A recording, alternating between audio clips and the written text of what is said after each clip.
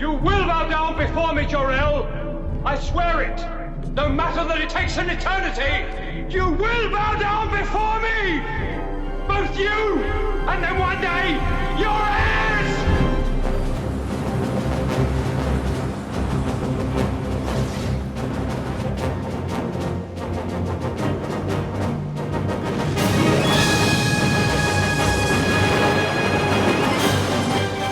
Come to me, son of Jor-El! Kneel before Zod!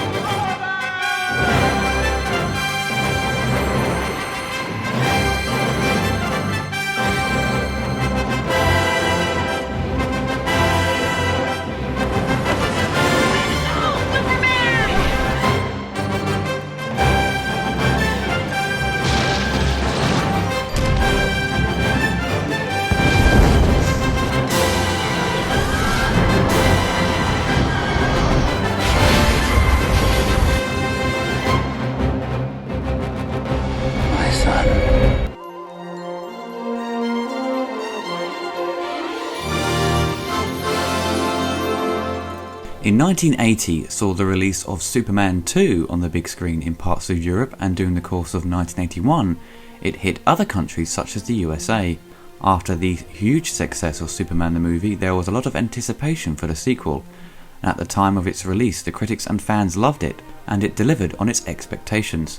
Richard Donner, who directed the first film, was supposed to shoot both films back to back, which was very rare at the time. Today it seems more common with the Lord of the Rings films and the Matrix sequels all shot back to back. In the theatrical version of Superman 2, roughly 25% of what he shot is in the film.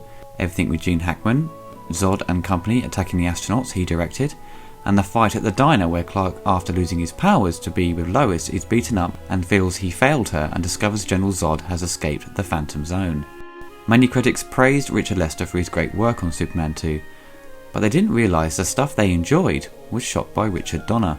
It wasn't till later down the years that people began to discover there was another version of Superman 2 lying in the vault, hidden away, awaiting to be discovered.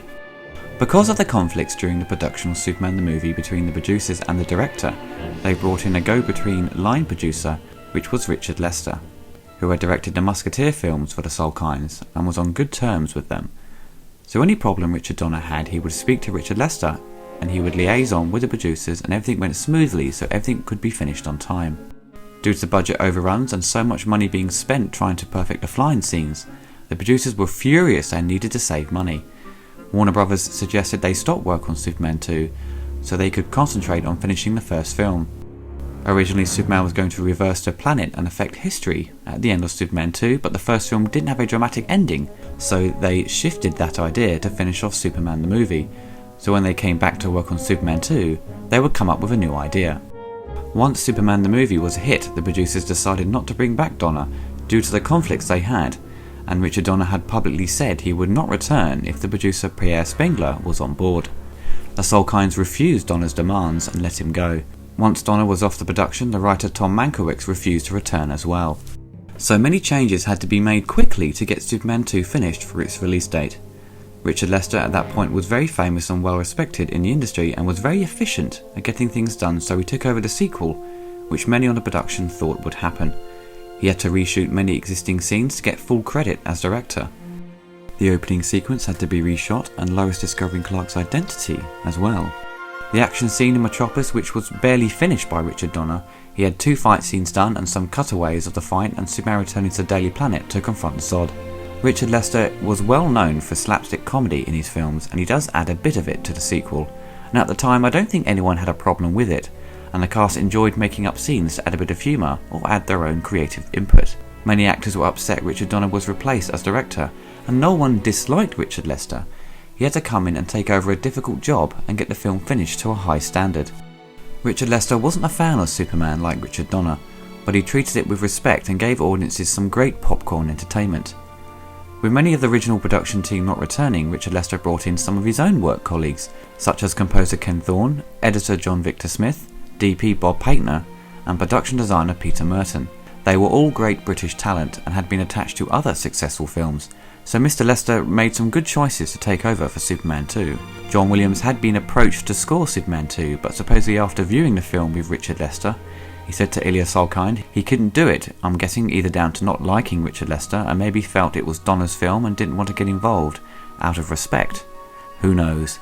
Richard Lester's friend Ken Thorne, who won an Oscar for adapting the score to the film A Funny Thing Happened on the Way to the Forum. So his job was the same. He had to adapt John Williams' music and make it fit the sequel, and was given a short space of time to get it finished and had a smaller budget to work with. So he ended up with a smaller orchestra, and I think he did a very good job on Superman 2. He speeds up the tempo of the theme tune and improves upon the love theme by adding his style to it. I'd say he gives it a bit more of a jazz feel. Fans had bitched and moaned that the score sounded thin and flat, but it has been properly remastered now and it sounds fantastic. But even though the Blu-ray release, the music is not properly mixed. I don't think the score for the Niagara Falls scene sounds right. Most scores are spread across the channels evenly, but it seems to come out the centre channel only, which is very odd. This is how the score should sound properly.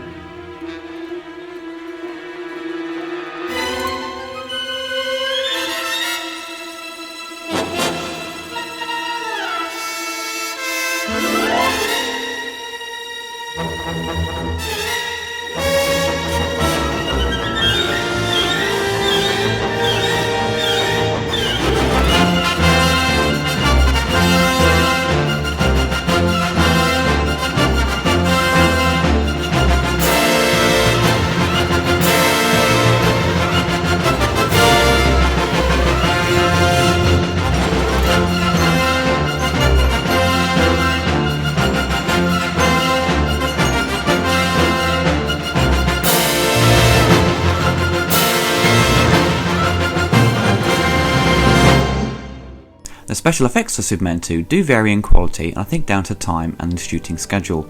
All the miniatures are very good, the Zoptic front projection is improved. I think they used a larger film stock for the background plates to reduce any grain in the image. I think the only effects that look pretty bad are the blue screen opticals. The worst shot is when he transforms into Superman and flies off. The next shot is pretty bad. When Superman Returns was announced and people found out Bryan Singer wanted to use Marlon Brando again as Jor-El, it helped get Richard Donner's version of Superman 2 into the public's eye. Fans had been begging Warner Brothers for years to get his version released, and no one knew how much he had shot of Superman 2, but most people guessed around 75%. They knew he had shot all the Gene Hackman and Brando stuff that was meant for Superman 2. Most fans just wanted to see more of Marlon Brando when he passes on his remaining energy to Clark so he can become Superman again. Because in the original version, Clark just picks up the green crystal and it cuts away to a different scene, so you're left thinking, how did he get his powers back? Because Marlon Brando was going to take a large chunk of the profits if they used him for the sequel, they decided to save money and use Lara, Superman's mother, to question him when he decides to become human. Richard Donner was very reluctant to re-edit his version of Superman 2 when Warner Brothers announced they were going to release it. Michael Thor, who had worked on the special edition of the first film back in 2001, was responsible for overseeing the project, persuaded Donner to contribute. What we got was a film that felt more connected with the first film, and seeing Brando again was terrific. But as it states at the beginning of the film, it's incomplete, and does feel very unfinished, but still holds up as a film on a certain level. The last few years, films have been remastered and re-edited for fans like Alien 3 and Blade Runner. Blade Runner had a lot of money spent on it just to fix a few bits and pieces of the film, and the budget for Superman 2 Donner's version seemed very small in scale. Which is odd because Blade Runner was a huge flop at the time. Obviously now it's regarded as one of the best sci-fi films ever made, but Superman 2 had made huge amounts of money for Warner's on its release and over time, so I found it strange they spent so little. Some of the reconstructed special effects do look pretty good, but the background plates of space look terrible. Space doesn't look like that. If Richard Donner had returned to shoot Superman 2 in 1979, he would have reshot existing scenes as well and come up with a new ending, but because he had to take full credit of this version, they had to include the reversing time idea again, which I didn't want at the end. In the original Superman 2, he defeats Zod and company, and Lois still knows he is Superman. She gets very depressed that she can't express herself to him at work and doesn't know what to call him anymore. Lester shot a fantastic scene between them two. This sort of drama you rarely see in new comic book movies. The idea at the end is silly, he kisses her and she forgets he was Superman, which is a cheap move by the writers. But the scene is still very impressively performed by Chris and Margot. How'd you sleep, all right? No, I didn't close my eyes all night.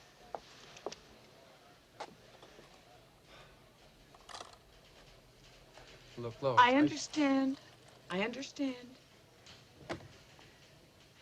I sat up all night listening to the voices of reason. Do you know how vile it is to hear the first bird of the morning singing when you've been sitting up all night crying? I'm sorry. I'm sorry, too. I guess it's sort of like being married to a doctor, you know? The doctor gets waking in the middle of the night, and then the wife has to cope with the fact that he's gone. I guess I'm just too selfish. No, you're not selfish at all. Yes, I am selfish when it comes to you. I am selfish. And I'm jealous of the whole world.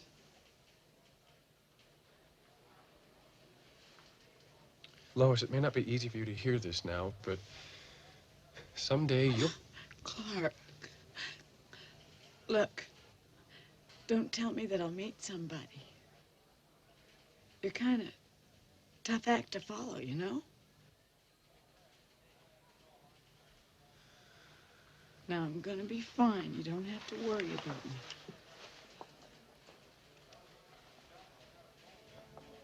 I like worrying about you. Would you stop? Don't you know that this is killing me? Do you know what it's like to have you come in here every morning and not be able to talk to you?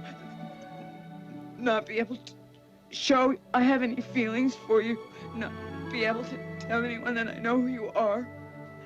I don't even know what to call you.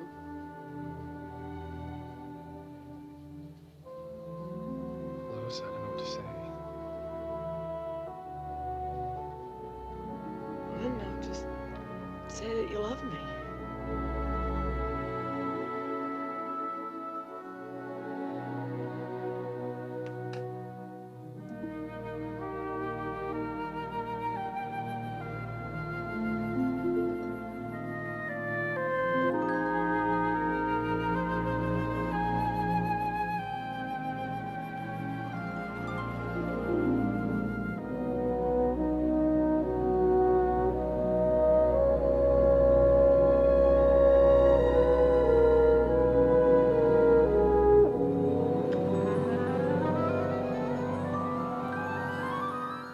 Once the Donner cut came out, the public and the fans were like, yay, it's way better than the original, because to a lot of people this was all new footage.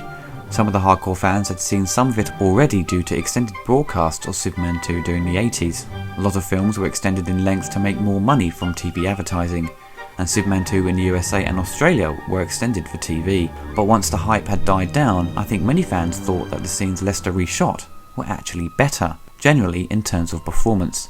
The stuff between Chris Reeve and Brando was shot very early on in the production, and I think Chris was still trying to develop his character and his performance was a little off. And the stuff that was reshot by Richard Lester, Chris gives a fantastic performance, and you can see the pain and heartache of his poor decision that he has made to become human. What didn't impress me with the new version was the editing and audio mixing. I think Michael Thor is a confident editor, but to take on such a large project by himself, he's not skilled enough or has enough films under his belt to take on the job of solo editor. The movie should have been edited by a more experienced editor and should have had more people involved to get the best results. The audio mix is dreadful, the score is copy and pasted throughout. Michael Thor repeats many cues of music for scenes. The sound effects are way over the top. It just doesn't work. One fan by the name of Salutron, who has not revealed his real name, has constructed his own version of Superman 2 and incorporates special effects he has created and used footage from both films to produce probably the best fan edit I've ever seen for any film. It's very professional and to a high standard, far better than what we got in the Donner cut. From the footage, you can see he has made great efforts to produce what Richard Donner may have done if he had completed the film, and this guy has followed the original script closely to produce something really special. Warner Brothers have seen this version and were very impressed, but won't be pushing forward with another version of Superman 2 until the time is right. Maybe when The Man of Steel hits the big screen or comes to DVD we may see something. Fingers crossed. Overall, I'm still very glad we got the Donner cut because more footage is always better. You can always create your own version of Superman 2, but for now I'm sticking with the theatrical version because it feels more solid on a presentation level and it's the sequel I grew up on. There are moments of the original Superman 2 that aren't perfect. The humour thrown in after the battle in Metropolis weakens the drama, and the made up powers they gave the villains and Superman are ridiculous. For example, the cellophane S is always made fun of, and even Family Guy rips on it. In Superman 2, what is the story with that cellophane S that Superman rips off his chest and throws at the bad guy? Prepare to be destroyed, Superman. What was that? Yeah, take that, you jerk. That was a minor inconvenience. Yeah, well, that's the idea. Slowed you down. I'll say. Ow. Didn't see that coming, did you? No. Yeah, well, take that. I love the new Marlon Brando and Christopher Reeve footage in this new cut. It just needs more work done to it to bring it up to a higher standard. They need to create a final cut of Superman 2 that uses the best of Lester's and Donner's material to finally give us the ultimate version that doesn't aim to give more of a percentage to one director than the other, but just aim to make one of the best sequels, the best sequel ever. General? Would you care to step outside?